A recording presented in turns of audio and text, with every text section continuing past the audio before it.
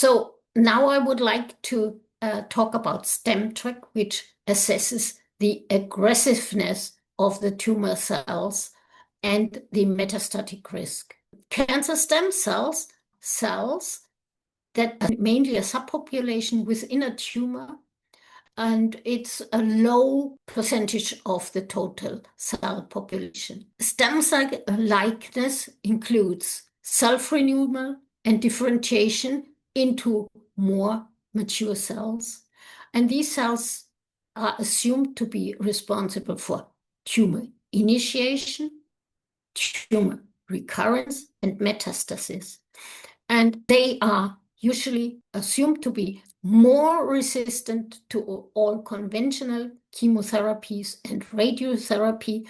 And this is the reason why many current treatments are insufficient to eliminate these cells. And strategies aimed at eliminating these cancer stem cells in the focus of ongoing cancer research. This is a model how we assume that the cells in a stem cell sphere are located. Our stemtrac analysis is an innovative diagnostic, a tool for the identification and analysis of cancer stem cells. It enables the detection of the stem cells, which are believed to play the main role in tumor progression. These cells are also characterized by resistance to most conventional treatment modalities. How do we approach? We again take blood, which you send to us. We lyse the red blood cells. We take the white blood cell sediment, among which the tumor stem cells are assumed to be detectable. And then we culture these sediment in culture flasks. And then we see that small spheres develop. And these spheres can then analyzed under the microscope. And here is a picture how they look like. And this culture in vitro enables the growth of the circulating cancer stem cells, and we can find them as tumor spheres. So we can identify and quantitate the circulating cancer stem cells in the peripheral blood. We have published this in 2016, and we think that it's possible to evaluate the metastatic risk, monitoring the therapeutic response of these cancer stem cells, and early identify if the disease is in recurrence. Following, when should we test for cancers to evaluate the aggressiveness? During complete remission, particularly if the levels of circulating tumor cells begins to rise. If disease progression is suspected clinically, but circulating tumor cells are low, this is due to loss of the EpCAM expression during de-differentiation, which is connected with stem cell development, and in tumor entities such as gliomas and sarcomas, where we do not find epithelial tumor cells. Do you have any questions here? Does drug sensitivity testing differ between maintrac and stemtrac? The testing does not differ, but the results are quite different, because in many cases, if we then test the tumor spheres for sensitivity, there is a low sensitivity to many of these substances. We should not forget that there is a time of 3 weeks between the detection of the cells in the blood and the growth of spheres. So this may make a difference. All right, I think we go on. So we think that stemtrac is able to assess tumor aggressiveness. And again, I have some cases here. This was triple negative primary tumor, which was due to its aggressiveness subsequently treated with checkpoint inhibitor pembrolizumab. She had not responded very well to the neoadjuvant treatment, and we only tested her after neoadjuvant treatment and surgery under pembrolizumab. And you can see that the number of circulating cancer stem cells did not decrease very much under this checkpoint inhibitor treatment. And we think this patient is still at a high metastatic risk and should be tightly monitored. This is another case of colorectal cancer.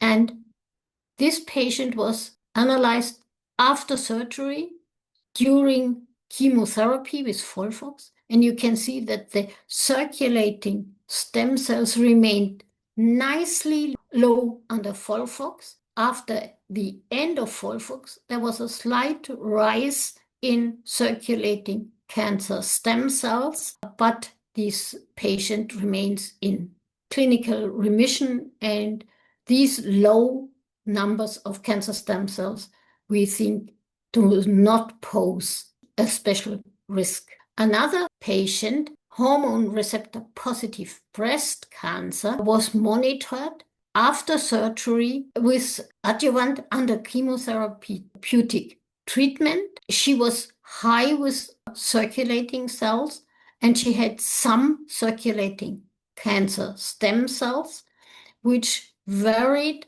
under tamoxifen treatment. And we think this is dynamic but controlled minimal residual disease, which should be monitored continuously under the endocrine treatment. This is another patient, now triple negative breast cancer again. She had neoadjuvant chemotherapy and subsequently surgery in 2023. Post-operatively, her tumor was staged as low responsive to the neoadjuvant treatment. She still had a large tumor. She then had radiotherapy, and under the adjuvant chemotherapy of capecitabine and pembrolizumab, her circulating tumor cells decreased, but she now starts increasing with her circulating stem cells. Obviously, her stem cells were incompletely eradicated, and she still has minimal residual disease, and we think this warrants careful clinical follow-up. When the therapy or when the effectivity of circulating tumor cells and cancer stem cells with the same drug, with the same substance differs, which therapy should be preferred? One that is effective against the circulating tumor cells, or one that targets the circulating cancer stem cells? Actually, it should be both. But the stem cells are often not very well responding to most of the treatments, although you saw there was a parallel decrease and increase in stem cells. So if there is a substance that is addressing the stem cells and well working on the stem cells, it would be preferable. All right. How representative is the Ki-67 number for the CTCs? On one hand, we find high numbers of CTCs if there is a high Ki-67 in the tumor, but we can also test the Ki-67 on the circulating tumor cells, and in many cases, this is concurrent with the original tumor Ki. So the Ki-67 tells us that the cells are in the cell cycle, but not necessarily dividing. So even in G1, when the cells are not dividing yet, they can be Ki-67 positive. How representative are the circulating cancer stem cells to those found in bone marrow? We do not test bone marrow. If you mean hematological stem cells, no, they are completely different. These cells respond only to EGF, whereas the growth of hematological bone marrow cells is dependent on other conditions in the medium. In colorectal cancer specifically, What are the main advantages of maintrac CETC analysis compared to ctDNA in terms of biological information, predictive value, and clinical decision making? In metastatic colorectal cancer, ctDNA has shown good response to drugs. You can also analyze whether there are mutations in the ctDNA. So this is very helpful. We can also look for mutations in the cells, but this is very cumbersome. So here, ctDNA has an advantage, but in early breast, colon, prostate cancer, ctDNA is detectable only in a small minority of tumors. One last question for this round. If cells have lost EpCAM expression, however, stem cells are shown, is there an undercount of the total tumor cells in the blood, or do these results capture all EMT cells? We think that the stem cell analysis, stemtrac, does capture all cells, even if they are in EMT. And this is, as I had shown in one of these cases, occurs sometimes. The stem cells high, but the EpCAM positive cells low. This can occur, and in this case, stemtrac is clearly preferable to only looking for EpCAM positive cells. All right, thank you very much. Then please go on. We can also confirm metastatic activity with help of the stemtrac, and this is for another example of a triple negative breast cancer, which was highly aggressive, which was also treated with pembrolizumab, which after neoadjuvant chemotherapy had only partial response, and we could see high numbers of stem cells even after surgery and pembrolizumab treatment, and indeed this was followed by local recurrence, which required reoperation. Even after reoperation, we did not see a decrease in circulating stem cells, and we think that this is a sign of still persistent biological activity. Another case where the patient had an estrogen receptor positive tumor, which was treated with tamoxifen.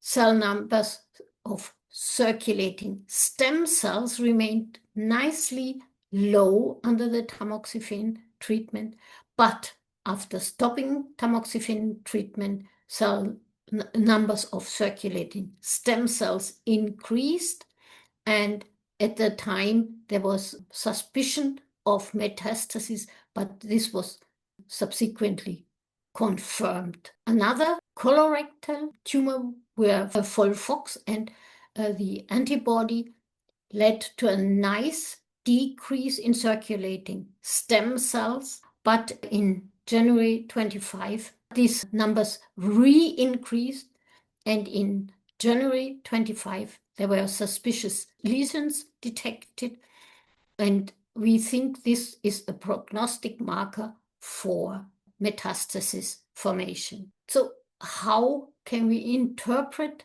the stemtrac results? Absence and low numbers of circulating stem cells means there is no active cell population, which might initiate tumor growth. Decrease in the number of circulating stem cells during treatment means that the therapy is able to eliminate this population. It's an effective therapy. Presence of circulating stem cells despite decreasing numbers of CETCs would indicate that the resistant cells persist and that there is a high risk of late recurrence. Emergence of circulating stem cells would indicate reactivation of the disease and might be an early indication of recurrence.